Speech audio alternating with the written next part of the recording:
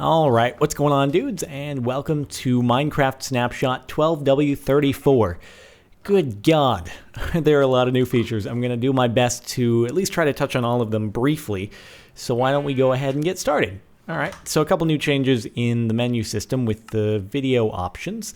We've got full screen and VSync. So these may not be of, well, VSync at least might not be of too much significance to most of you, but for me, actually this will allow me to do some recording in full screen mode, because previously when I hit F11 to toggle into full screen and try to record, there would be this screen tearing. For any of you who have tried to record VSync off before, you might know what that is. Anyway, it just makes the video look kind of bad when you're recording with screen tear. So having the VSync option is very nice and should eliminate sort of the black bars that you may have seen on Minecraft videos in the past that's caused by recording in windowed mode. Anyway, so that's something nice for me.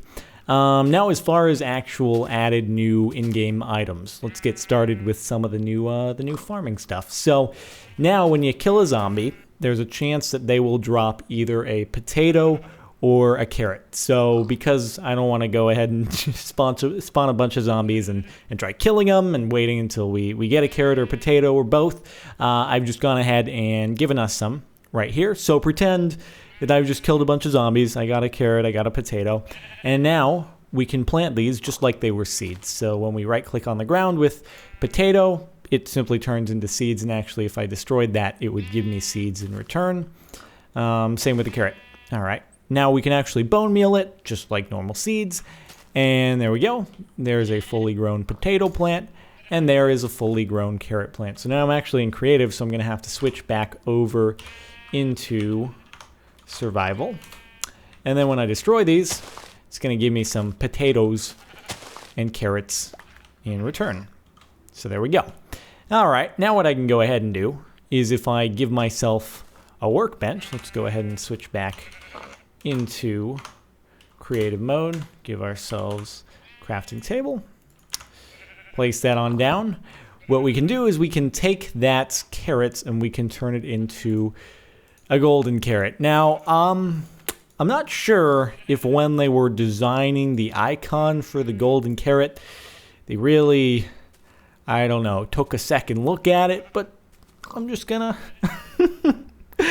you know what? No sexual innuendo intendo right there. So yeah, I'm just going to leave that right there for you. Also, something to mention when it comes to the potatoes is that you have a chance when you break the potato crop to also drop poisoned potatoes. And you can also bake potatoes as well, and those will replenish more health when you eat them, or replenish more of your food bar when you eat them. I think it's 3 slots versus 1. This pig apparently wants to help us with our brewing. So now what we can do is we can take the carrots and we can use them to brew some potions. So here we go. Let's go ahead and actually click, not put down a workbench. Let's click on the brewing stand. And we're going to start by making an awkward potion. So as this goes, what we're going to do is we're going to take this awkward potion, and then we are going to combine that with the golden carrot. And from there, we're actually going to get a night vision potion in return. So you probably noticed in the last snapshot that they added a night vision potion, but there was no way to actually make it. So now this is the actual crafting method to, or brewing method, I should say. All right, so we'll let that go through, and it'll give us a potion of night vision, which, again, that was added in the last snapshot. There was simply no way to actually brew it. All right, so here we go. Now we have a potion of night vision. So if it were nighttime, that would allow us to see better, obviously. But finally, now we have the potion of invisibility. If you follow Jens or Dinnerbone on Twitter, you may have seen an image of this. So we're going to add the fermented spider eye, and once that goes through, we get a potion of invisibility. The way that works is once you take it, you will actually become invisible, and the only way that you will break the invisibility is by actually, because the reason you would want to use it is to stay out of sight of mobs. If you actually walk into a mob or you punch a mob and aggravate it, that's the only way it's actually going to start coming after you. But you can walk within very close proximity as long as you don't actually trip off the hitbox. So anyway, why don't we go ahead and take this, and we'll also grab some armor at the same time, because armor doesn't actually... I'm typing in armor. As if. Let's go ahead and find some armor. We'll put some on, just for kicks. Actually, we'll take the potion first, so why don't we go ahead and drink it. And then, if we go into F5 mode, I have a magical floating cape. So that seems legit. Alright, fair enough. And now I can also go ahead and I could put on a chest plate and a helmet, and I am this magical walking thing that is, I don't even know.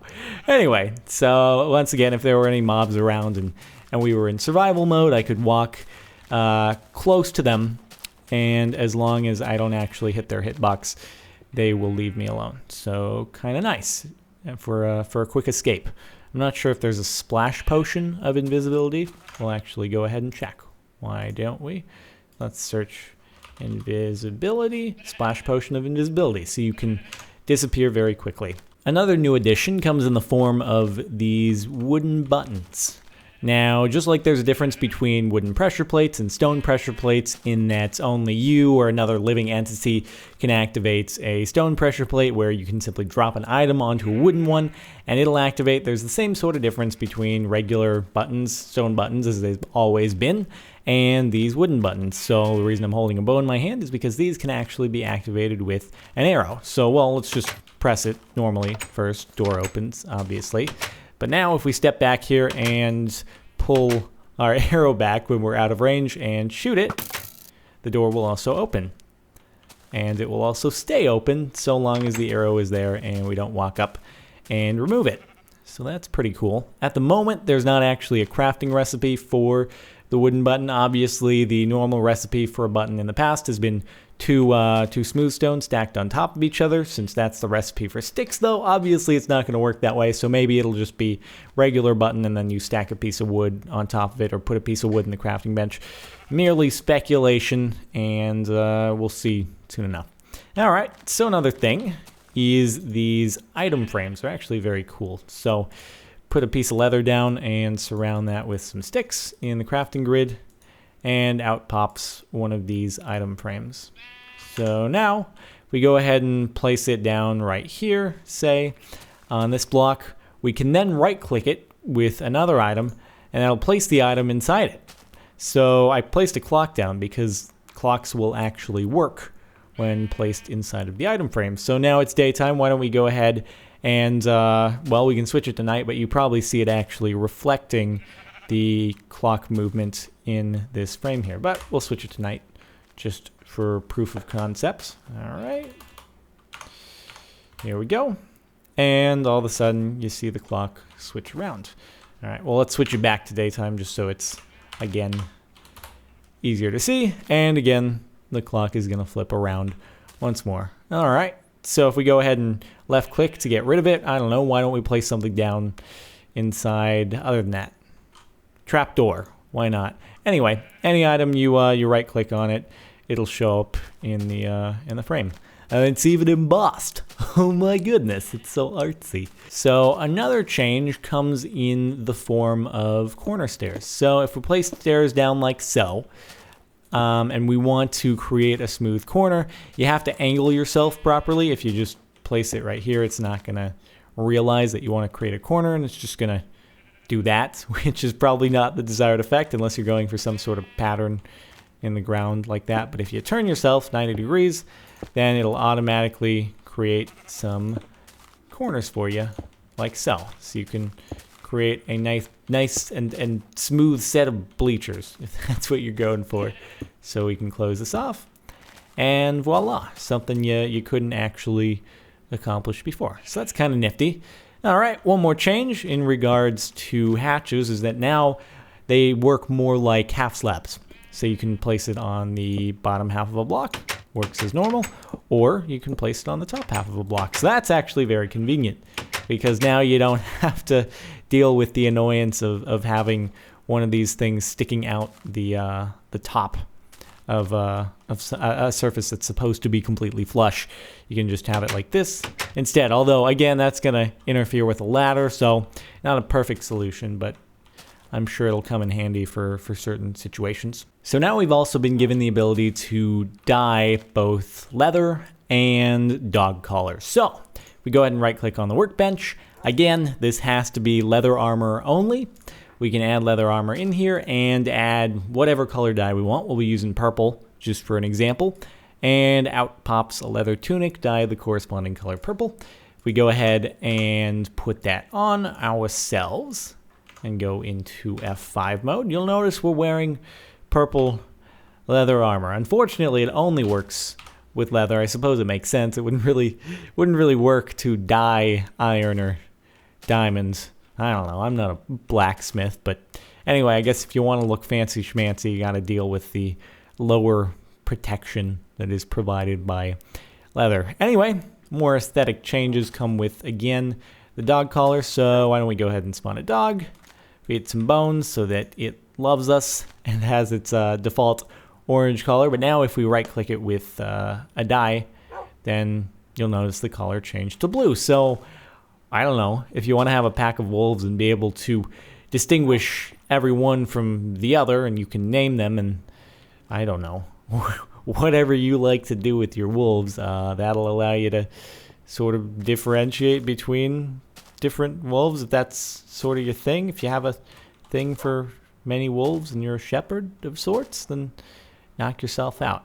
Okay, so anyway, there's also the addition of flower pots. It's a new item, so it's crafted just like a bucket, except with bricks, and it looks like a bucket, except it is brick colored. All right, so we go ahead and we can place that on the ground, and, well, it looks like a flower pot to a certain extent. It's a very square, short, stubby flower pot. And now we can right-click on it with a flower or any shrubbery, sapling, what have you, and you have a planted flower. I don't know what else to say. It is what it is, and that's flower pots. Yeah. All right. Additionally, more and more blocks. The snapshot is chock full of them. We can now craft walls out of cobblestone and mossy cobblestone. Or they're fences. They're basically fences, but out of cobblestone, so to speak. And now we'll use the mossy as well. And there we go. So now place them down. They're just like regular old fences. And place down some mossy as well. And there you go. Works just like a fence. Can't jump over it. Mobs can't jump over it. And I guess it provides a bit of aesthetic variety if you want to surround your garden with, I don't know, cobblestone instead of a fence. So there you go. All right, so this one's pretty cool. Now, when you make a nether portal, if anything passes through it, it will actually be transported to the nether. So unfortunately, it doesn't work like, oh, now you can just walk right through and you'll get instantly transported to the nether. You have to still go through the whole loading screen dealio. However, let's spawn like a cow and a pig here. I've already tested it multiple times. I'll just shove you right back into the portal. It instantly disappears, and you're like, where in the world did he go? Where did he go? Did he get in the portal, cow? Okay, there we are. Now, we'll go ahead and head through ourselves, and when we get there, you'll notice there's a whole livestock party going on. They just disappeared because they ended up walking right back into the portal. We should do this so they actually feel inclined to walk out a certain distance and stay down here. Anyway, we'll head back out, and you'll notice that's once again they're out here. And again, he's been pushed in, and it's just a whole mess of them going back and forth because I don't think they really realize that they need to kind of move a bit. So I don't know. Hopefully, if we shove enough through, maybe some will actually have a chance of staying. So I don't want to do that. Just shove all these through. It's gonna be a pig party, another pig party, and we wondered how the zombie pigmen got here. I must have created a time travel device of some sort and thrown a whole bunch of pigs through, and then they all. This is how the zombie pigmen made it to the nether. Now you know.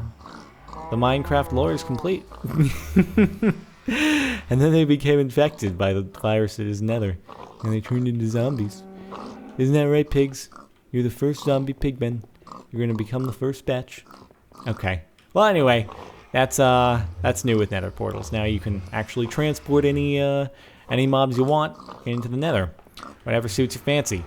Okay, so we got one final change left that's actually very, very cool. In order to actually get to it, I have to join another world. So now we will go ahead and cut on over to that.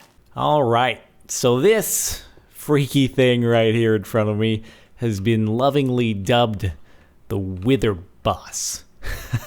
So as of right now, you can't actually obtain him in the game through any legitimate means, but Sethbling, who you probably know from the TNT Olympics, using his programming prowess, was able to create a world and put him on in here. So this guy is sort of the equivalent of the Ender Dragon type dealio. Not that he is an Ender Dragon, but in the same fashion, you have the boss health bar at the top of your screen, and he also shoots projectiles at you that can destroy blocks, and basically can just wreak havoc on you if you're not in creative mode. So why don't we go ahead and dig our way on into him, and perhaps make him angry, so that you can see what he shoots. And yeah, okay. So as you'll notice, he shoots these skull projectiles, and when those come in contact with blocks, they will blow up those blocks. And the reason he's called the Wither Boss is because when he hits you with those skulls, he applies this debuff to you. And to my knowledge, the way the debuff works is that while it's on you, damage that you take is sent to his health, something like that. We can go ahead and switch over to creative, or survival, I should say. And then perhaps you'll be able to to sort of get the idea as to what's going on. So anyway, we're taking lots of damage. Our hearts turn black when we get hit by that debuff, and anyway, he's probably going to end up killing us in just a couple seconds here. Yup, I've been slain by entity.witherboss.name. So as you can see, not totally finalized yet, and who knows how it's actually going to be implemented, if it's in a totally brand new third extra dimension, so you'll have Nether and then some other place where you can get to this guy. Who knows? But we'll see. So anyway, pretty cool, and I guess we have another sort of endgame type dealio to look forward to. So that should be fun. So yeah, tons of new stuff in this snapshot. So hopefully you have enjoyed watching. If you have, rating would be much appreciated. Other than that, thanks again for stopping by, and I'll see you all next time.